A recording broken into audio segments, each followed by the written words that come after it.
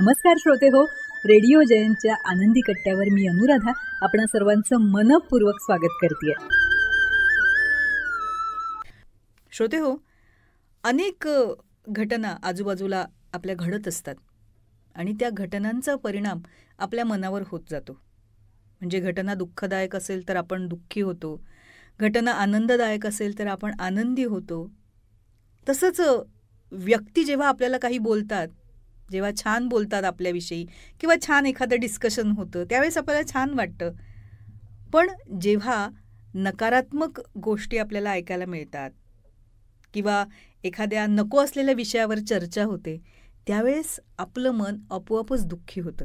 म्हणजेच काय, आपल्यावर बाह्य जगात घडलेल्या गोष्टींचा जास्त परिणाम होतो आपल्या मनावर प्रकर्षानं, आणि ते मन बाह्य गोष्टींवर त्याचं आनंदी किंवा दुःखी राहणं अवलंबून ठेवत असतं. तर याच विषयी आहे आजचा आनंदी कट्टा. राजश्री शिरोडकर यांनी याविषयी फार छान विचार मांडलाय. त्या म्हणतात, आभासी जगात वावरताना आपण आपल्या मनस्थितीचे अधिकार विनाकारण दुसऱ्याला देऊन ठेवलेत.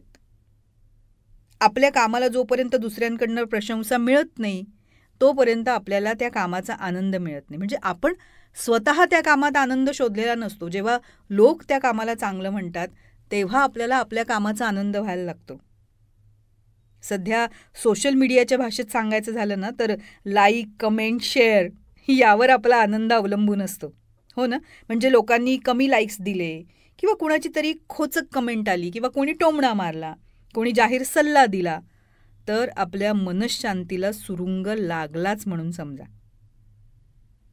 खरंच आपण या आभासी जगात इतकं कधी कधी गुंतून जातो ना की चांगलं काय आणि वाईट काय याची समजच गमावून बसतो. म्हणून श्रोते हो, आपण स्वतःच्या अंतर्मनाशी कायम संवाद साधत राहिलं पाहिजे.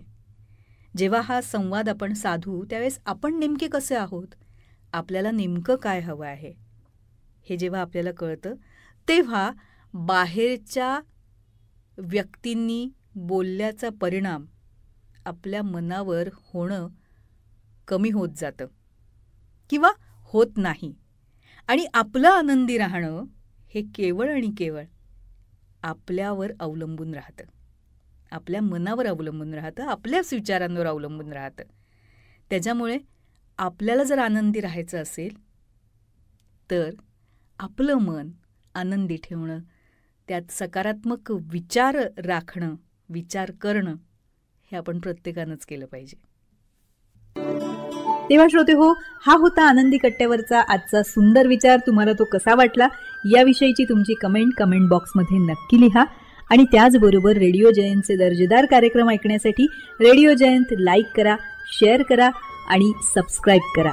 रेडिओ जयंतचं सबस्क्रिप्शन फ्री आहे. आणि त्याचबरोबर नोटिफिकेशनसाठी बेल आयकॉनवर क्लिक करायला सुद्धा विसरू नका.